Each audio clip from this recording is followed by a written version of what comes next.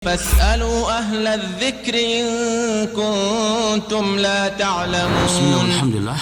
Pendengar radio dakwah Alaminiyah dimanapun berada, bersyukur kepada Allah pada kali yang berbahagia ini kita dapat kembali dipertemukan oleh Allah Subhanahu wa Ta'ala dalam rubrik Fatawa. Banyak satu masalah yang sering ditemui oleh para kaum muslimin ketika sedang beribadah sholat di masjid, terutama sholat berjamaah. Terkadang sesama makmum kita sering jumpai orang-orang yang mengeraskan suaranya, padahal dia makmum, dia bukan imam. Padahal dalam sholat-sholat yang syar'i seperti zuhur, asar, ada orang yang mengangkat suaranya dengan keras, takbir ihramnya dengan keras, kemudian baca al-fatihahnya dengan keras, baca doanya dengan keras, sehingga kanan kirinya merasa terganggu. Sehingga kalau orang terganggu sudah pasti tujuan sholat yaitu khusyuk akan hilang. Yang jadi pertanyaan, apa hukumnya orang yang mengeraskan suara dalam sholat tersebut sehingga mengganggu teman-teman dari kalangan kaum muslimin yang juga sama-sama sedang sholat berjamaah? Ma'asal muslimin rahimani wa rahimakumullah, jika kita melihat kepada hadis-hadis yang diriwayatkan kepada Nabi Muhammad sallallahu alaihi wasallam, sebagaimana Al-Imam Ahmad dalam musnadnya pernah meriwayatkan, satu ketika Nabi Muhammad sallallahu alaihi wasallam beliau keluar dari rumahnya menuju Masjid Nabawi dan didapati orang-orang sedang sholat, tetapi sebagian yang lain meninggikan suara yang lainnya. Tentunya yang dimaksud ini sholat-sholat sunnah.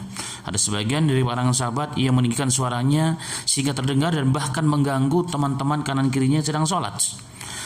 Maka setelah itu Nabi Muhammad SAW beliau bersabda, Annal musalli yunaji rabbahu azza wa jal. Sesungguhnya orang sedang sholat itu sedang berbicara, berkomunikasi kepada Tuhannya dengan Allah Subhanahu wa Ta'ala. Falyanzur bima yunaji, maka lihatlah siapa yang sedang diajak bicara, yaitu Allah Azza wa Jalla. Maka hendaknya dia sadar apa yang dia ucapkan. Kemudian Nabi Muhammad sallallahu alaihi wasallam, wala yajhar ba'dahum ala ba'din bil qiraah. Maka janganlah sebagian yang lain mengangkat suaranya, mengeraskan suaranya sehingga mengganggu yang lain. Hadis riwayat Ahmad.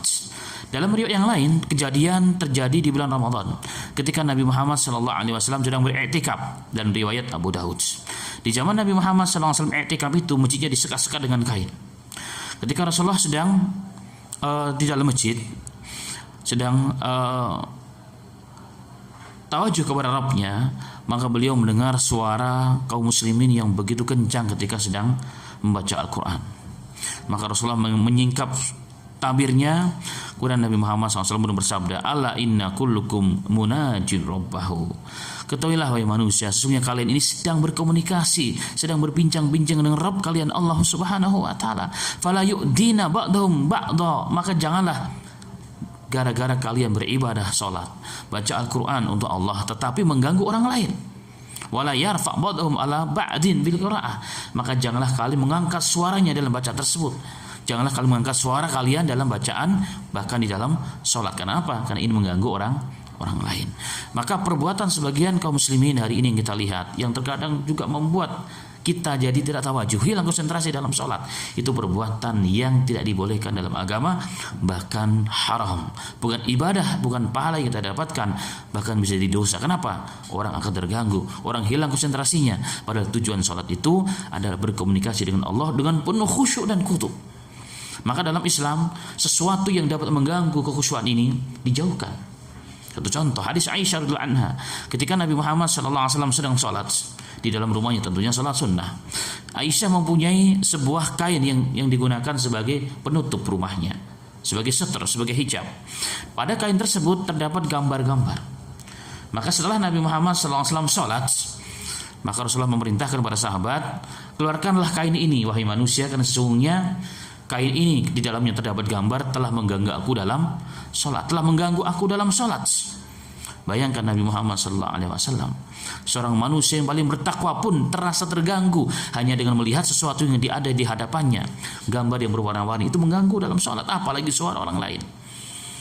Maka sesuatu yang dapat mengganggu konsentrasi dalam sholat, maka dijauhkan dalam dalam Islam. Karena itu bagi teman-teman yang masih mengangkat suaranya, niatnya dengan keras-keras, membaca Al-Quran baik, sholat baik, tapi harus dijalankan dengan ilmu. Maka pentingnya berilmu sebelum beramal. Benarlah Al-Imam Muhammad bin Ismail Al-Bukhari membuat bab yang sangat penting dalam Sahih Bukharinya, babul ilm qabla al-qawli wal amal. Bab ilmu itu harus dipelajari, harus dimiliki oleh seseorang sebelum dia berkata-kata dan dia beramal, termasuk sebelum dia menjalankan sholat dengan cara yang baik agar sholatnya diterima oleh Allah Subhanahu wa ta'ala.